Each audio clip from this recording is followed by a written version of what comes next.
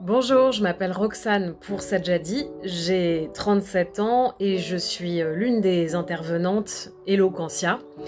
Mon métier à l'origine, c'est d'être journaliste à la radio et donc d'utiliser ma voix comme outil professionnel. Aujourd'hui, je fais plus de radio, mais par contre, je fais des podcasts, j'en écris, j'en réalise. Et puis, j'ai aussi une autre activité, je suis coach vocal en voix parlée. Chez Eloquentia, j'enseigne la technique vocale et la respiration, et notamment à l'antenne de Nanterre, Eloquentia Nanterre. Petit coucou à tout le 92, moi aussi je vis dans le 9-2.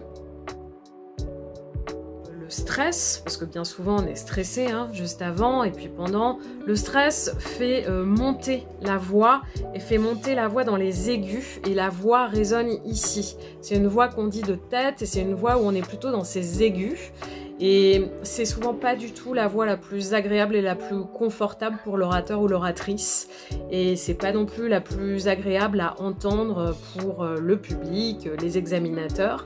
Donc quand on prend la parole face à des gens, il faut essayer d'aller chercher la voix qu'on dit placée, posée, c'est-à-dire une voix qui est plutôt, où ça résonne plutôt dans le ventre. Ça s'apprend petit à petit à poser, placer sa voix.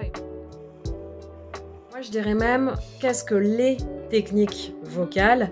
En fait, c'est l'ensemble des techniques où vous allez aller tirer, puiser le meilleur de votre voix pour une voix qui est confortable pour vous et qui est agréable à entendre pour les gens qui sont venus assister à ce que vous avez à dire.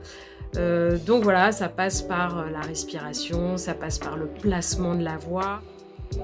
Savoir une chose, c'est que la voix et la respiration, ça fonctionne ensemble.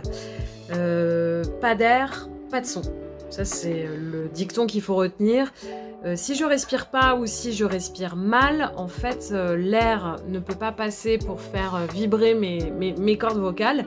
Elles peuvent pas vibrer, elles peuvent pas s'accoler, se toucher, et donc le son peut pas être créé. Donc, respiration essentielle pour la voix. Et puis une bonne respiration pour la prise de parole en public, pour un oral. C'est une respiration qu'on dit ventrale, qui vient du ventre. C'est une respiration qu'on a naturellement quand on dort ou quand on était un petit bébé.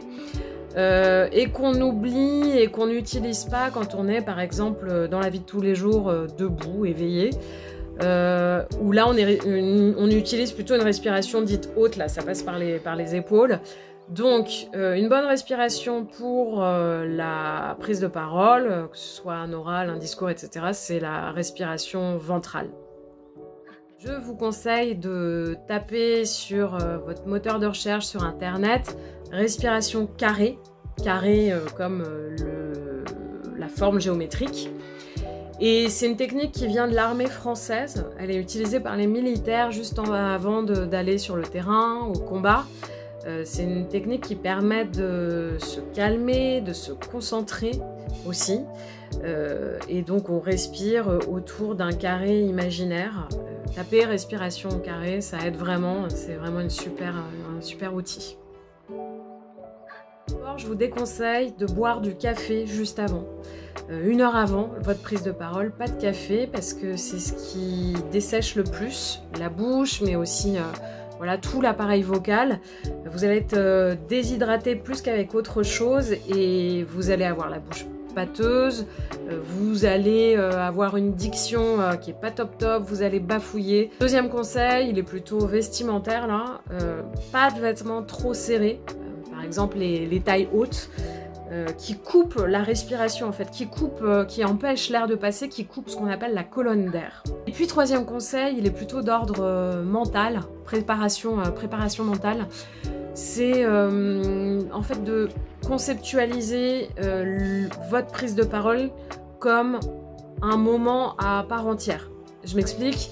Souvent, on considère que la prise de parole, voilà, c'est une restitution de tout ce qu'on a préparé, de tout ce qu'on a appris, et on va tout bien dire à l'oral.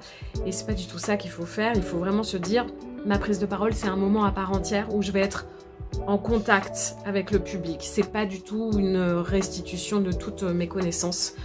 Donc bien sûr il faut préparer, hein, mais c'est un moment vivant à part entière en contact avec votre public, vos examinateurs.